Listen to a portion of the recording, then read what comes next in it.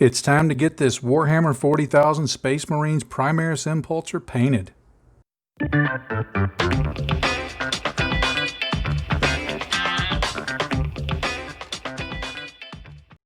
Hey, I'm John from John Bius Scale Models. Thanks for joining me for this video.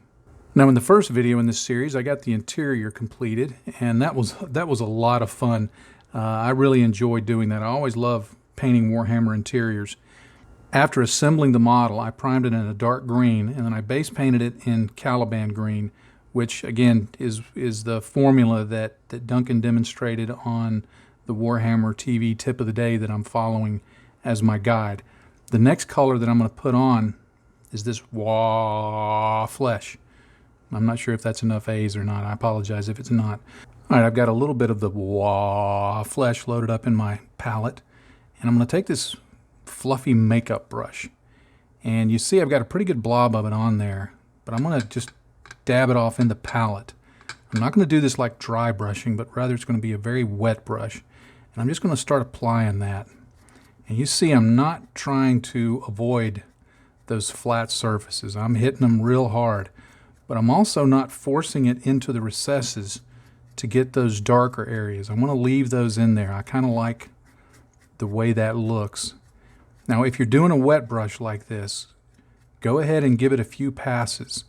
Make sure you're doing your painting in one direction, and it'll help I guess you'd say the paint pigments line up, and it'll give you a much smoother coat than if you try and do it from multiple directions.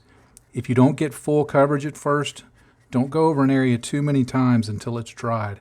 Give it a little time to dry, and then go back and hit it with a second coat. On the upper surfaces and the forward slope of the armor, I'm going to go for a fairly full coverage of the paint here. I have everything painted in the raw flesh that I wanted to, and I was okay if the coverage was a little bit more spotty because that starts introducing some tonal variety. I didn't paint like under here. I didn't paint that at all. I just left it in the Caliban green. Same way with up under the front here. I just left that, again, in the Caliban green. For these guns on the side, I painted them in the raw flesh completely on the sides, but on, like this is the top of this one. I only painted around about 3/4 of the way and then left the Caliban green. Same way here. I painted this in the raw flesh and this and the upper side of it, but this side and underneath I left in the Caliban green. Now on the sides, I'm going to be a little bit more careful with the application. I want to get this color down maybe about halfway down the side of the vehicle so that there will be a little bit of a gradient going. So I've worked off most of the paint onto the paper towel, and this is closer to a dry brush. It's kind of halfway between a dry brush and a wet brush because I want to get a little more of that color on there and start developing it. So I'm just going to go through and do this, really just eyeballing it as I go to look for the effect that I want. On the upper surfaces, I'm going to be a little more deliberate about getting heavier coverage because this is the area that's going to be receiving the most light, and this is where I want if this were a real-world vehicle, this is where I want what would be the real color showing through.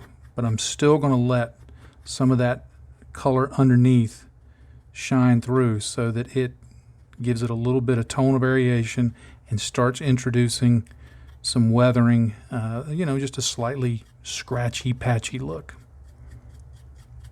On the front, I'm going to do it kind of a hybrid between the top and the sides. I'm going to do a much heavier dry brush near the top. But as I get further down, I'm going to let it gradually blend into that raw flesh.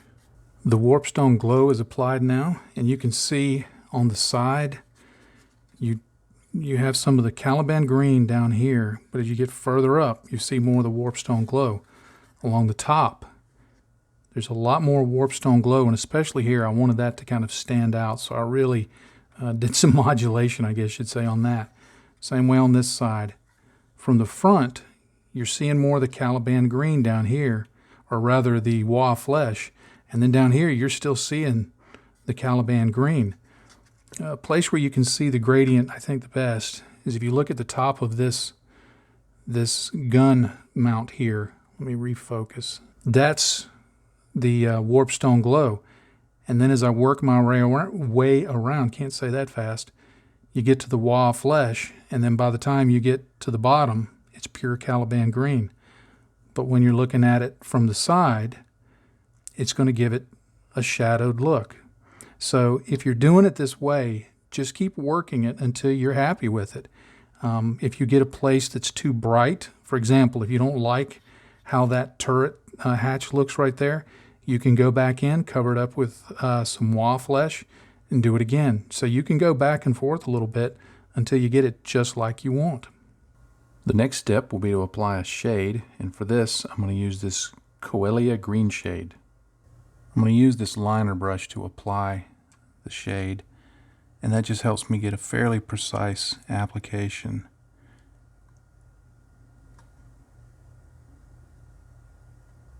I'm applying it along all of the raised edges. I'll also apply it in the recessed areas. I'll put a little bit around the bolts. For areas like this where there's not a real sharp definition, what I like to do is get most of it off the brush. And I'll just use my thumb for this. And then I'll just go in and lightly trace it, almost like I was drawing with a pen. And just lightly glaze that several times, being as neat as possible. It may take quite a few passes to get it where you want it, but it'll be a very faint but definite line to suggest a change in shape. In areas of deep recess like this, I'm just going to paint it in there fairly heavily and just fill the whole recess up so that it gives it a good shade. For the next step, I'm going to use this moot green from Citadel. Now this is a very, very, very bright green, so you want to work as much of it off of your dry brush as you can. But once I get it worked off, I'm just going to go in and very carefully hit the edges, the bolt detail.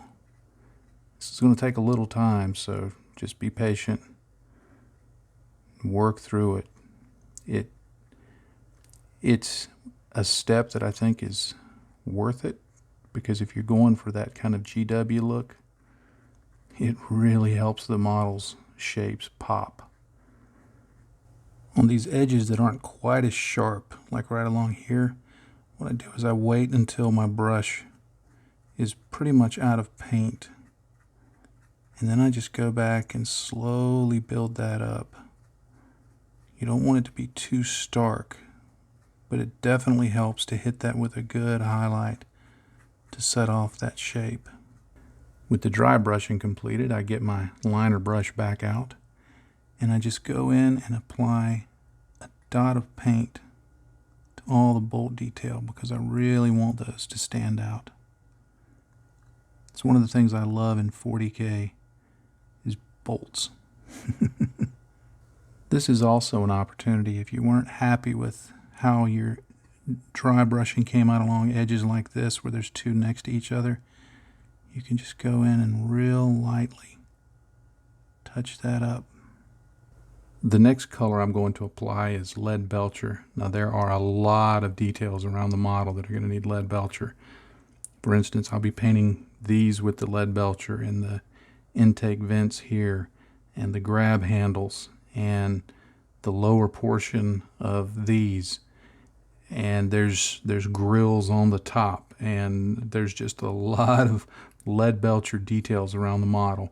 So if you're not sure what is Lead Belcher, if you want to go fairly close to the Canon look, just check the box art. But just take your time and go through and start painting in that Lead Belcher.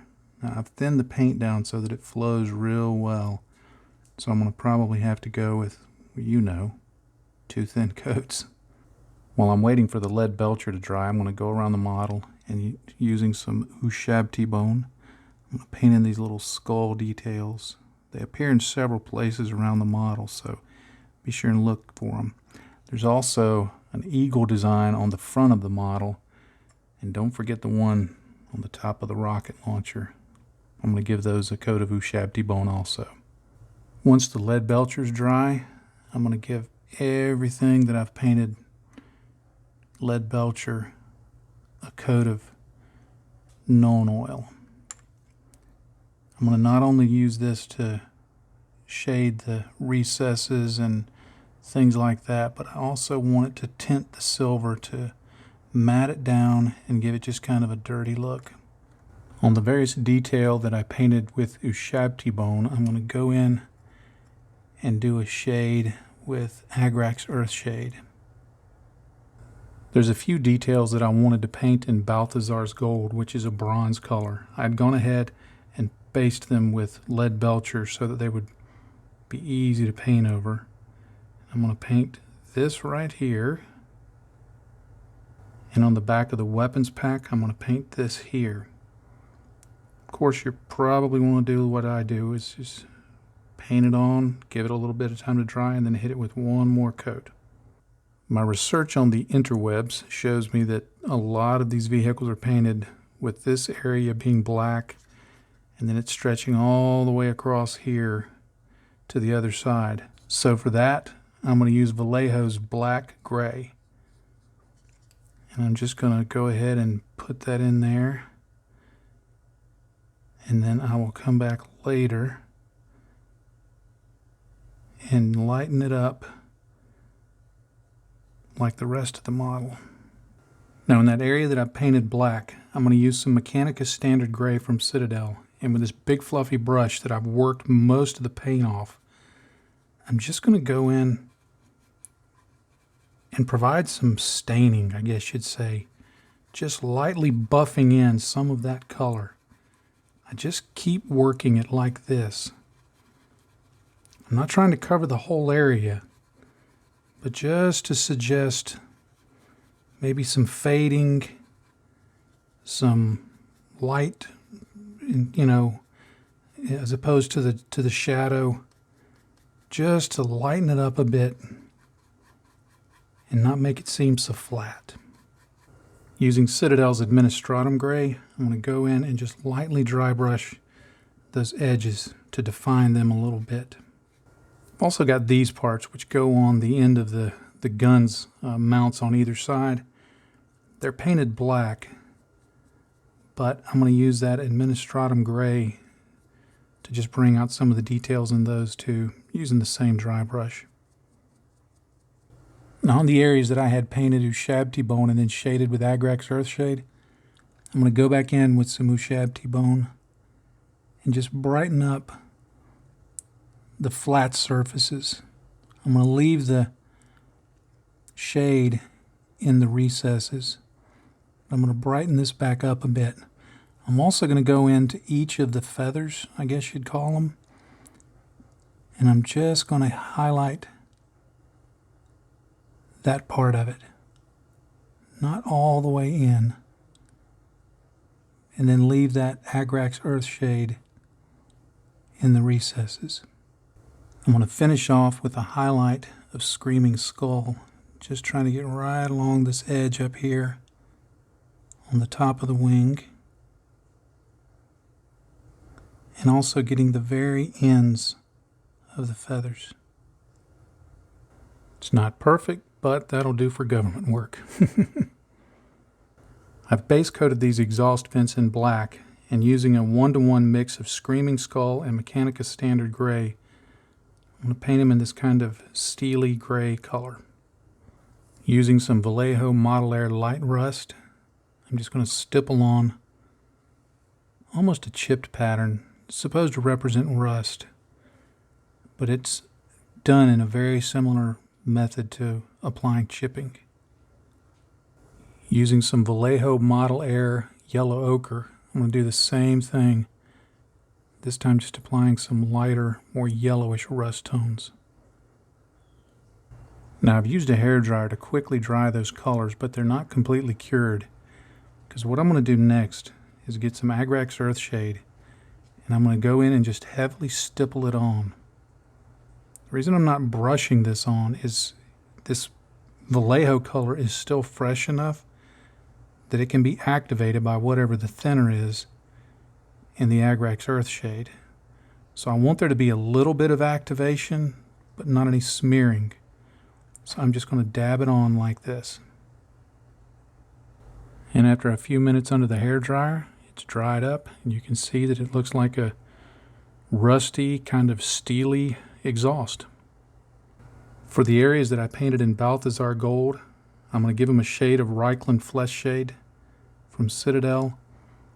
And what that's going to do is it's going to darken in the recesses, provide a little bit of relief around those bolts, but it's going to generally retain the brass look. It's also going to matte it down, dull it down, because I don't want it to be shiny. Now there's quite a few of these vision ports around the model. I'm just going to go in here and base these first in white. Once the white has dried, I'm going to paint the larger lenses with Evil Sun Scarlet, completely covering up the white. The white just went on there so we'd be able to get a nice bright coat of red on top of it. Now using some Mephiston red that's heavily thinned with water and a very lightly loaded brush, I'm going to go in and about 2/3 of the way up, I'm going to start pulling paint up towards the top. And then I'm going to just build it up a little higher towards the top, like that. Now using some corn red, heavily thinned with water, I'm going to pull some color just at the very top edge, covering no more than about the top 1/3. Using Wild Rider red, I'm going to touch in just a little bit of that color right along the top edge on just one corner to make it appear as there's a little bit of a glow. For the guns, I based them in black, and now I'm going to do a dry brush of lead Belcher. I'm going to give them a pretty good coverage, but if a little bit of the black pokes through, I'm not going to worry about it. Over the top of that lead Belcher, I'm going to put a heavy coat of Nuln Oil. Now I'll give it a very light dry brushing of Citadel Stormhost Silver. And that's how it ends up looking. Alright, there are only a few decals to apply, but I've got my tools here. I like to put down some microset before I put on the decal, and then once I've got the decal on, I'll put on some Solvaset. I use my paintbrush to apply both of these, making sure to clean the paintbrush each time between switching from one to the other. I've got my tweezers to hold the decal and help me dip it in the water. Of course, my X-Acto knife to cut out the decals and slide them around on the surface. I live dangerously. And my paper towel to damp it off. Now, I keep this little piece of soft cotton t-shirt material because while normally if I were applying a lot of decals, I would have the model gloss coated so it would give a good smooth surface. Because I'm only going to be applying a few on this model, one here and on either side and one on the gun turrets either side, I don't want to gloss coat it, but at the same time I don't want to gloss coat this area because it'll change the finish, and even if I matte it down, it will change the way it looks in comparison to the rest of it, and I want the finish to look consistent across the model. So what I do in those cases is I just take my little piece of soft cloth here and I just lightly rub where I'm going to put the decal down, because the point of putting a gloss surface on is not that it's glossy, but rather that it's smooth. So by using this little piece of cloth here, I'm not going to get it as smooth as it would be for a decal as I would with gloss, but between the surface prep that I'll put on and the fact that the decal doesn't have a lot of decal film where there's no color, and then I'll be able to use Solvaset, I'll be able to get away with not having a gloss coat. Now I have some warm water off camera in a coffee cup, and I've got it on a coffee warmer so that it keeps it coffee warm.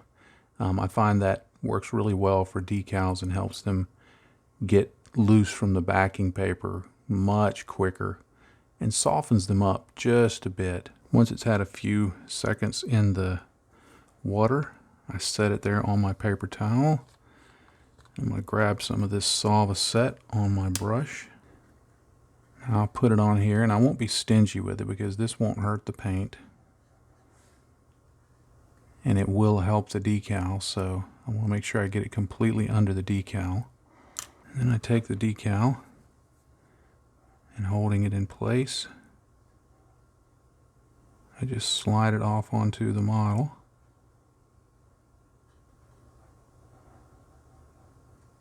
Once it's on the model, I position it.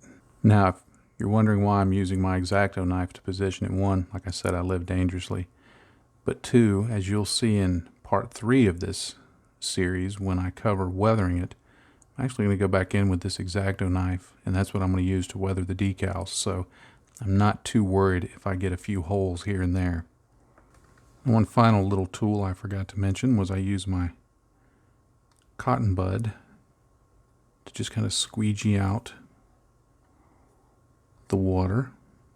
And finally, I'm going to put on some Solvaset. Now, this stuff is really hot, meaning it's going to soften that decal up fairly quickly. So I put on a good amount, like this, making sure to completely cover the decal and get around the edges too. And once I've got a good application on there, I don't touch it again. I let that dry. If there's any bubbling up, which may happen, I leave it be. It'll usually go down overnight. If when you go back to look at it, if there are bubbles in it or creases in it, you just simply take a sharp X-Acto knife, make a slice in the bubble or the crease, apply a little more of the Solvaset, and that'll take care of it. If there's any panel lines running through the decals, same workflow. Once it's dried, take the X-Acto knife, slice through the panel line, apply some more Solvaset, and just do that. It may take 2 applications, but it'll settle down into that panel line really nicely. I think I'll call this video done. I've got the exterior painted, all the detailing done for the most part. I may have missed something that I'll go back and touch up later. I've got the decals on. You can see how those look. On this side, because the gun is aimed out a little bit, I sliced off part of that decal so that it would look like the full decal was on there, and I was able to just get it looking like it's supposed to be there. You'll note that I've temporarily set the guns in place and the turret with the figure. All of this can just be pulled right out because when I'm weathering it, I'm going to want to keep those separate. But I thought for this shot it would look good. So I'm happy with how this has turned out. I was a little concerned early on about not getting it light enough, because there is another faction in 40K called the Dark Angels that have a very similar scheme. It's just basically darker. And I wanted to make sure that I got it light enough to convey that this is the Salamanders. And I'm happy with how that turned out. I didn't want to get it to looking Kermit green because I thought that might be a little silly looking. But I'm really happy with how this has turned out. I think the exterior and all the detail painting in place, combined with how the interior looks, this is going to be a pretty cool looking model. Now, of course, in the next episode of this series, I'll do the weathering, and that'll be the full weathering, which will include everything from chipping and streaking to grime and dirt, and maybe even throw in a little bit of rust. We'll see how I feel about that. So be sure and, nice segue, huh? Be sure and subscribe down there if you haven't already, and hit the little bell icon so you'll know when I have a new video out, a good video out. I'm hoping they're all good. But they're certainly new, if nothing else, each week. So please hit that. And of course, thank you for watching this video. And as someone recently told me they always know it's getting near the end of the video when I say, if you're still watching at this point, thank you. So if you're still watching at this point, thank you. I appreciate that. I really do, because I know that people are busy, and I appreciate when people take the time to watch my videos. I hope if you haven't gained something from it that will help you in your modeling, I hope at the very least you have been entertained or amused, or maybe it's just helped you drift off to sleep. In whatever case, I am grateful for you watching this. And of course, there's links down below in the description to my various social media and my blog. If you haven't done so, please check out my blog. I've got not only quite a bit of video material on there, but I've blogged for years, so there's quite a bit of stuff out there that's blogged. So check that out. And there's a link to Patreon also, if you would like to check that out. And I would be grateful for your consideration and support on Patreon. That's what helps me do what I do. And if you're already a Patreon supporter, thank you so much. I am so very grateful. It is a blessing to my family and I that you step up and support us so that I can do what I do. And because otherwise we wouldn't, as I've said before, we wouldn't be able to afford for me to do it at the pace I do, getting the kits that I do and the paints and the materials and all of that. You just wouldn't be able to afford it. I'd still build, but it would be a much different picture. So thank you very much, Patreon supporters, because you make this possible, literally, and I do appreciate it. As I always like to do, I'll finish up with one final thought. In this hobby, if you're not having fun, you're doing it wrong. Happy day to you, friends. Bye-bye.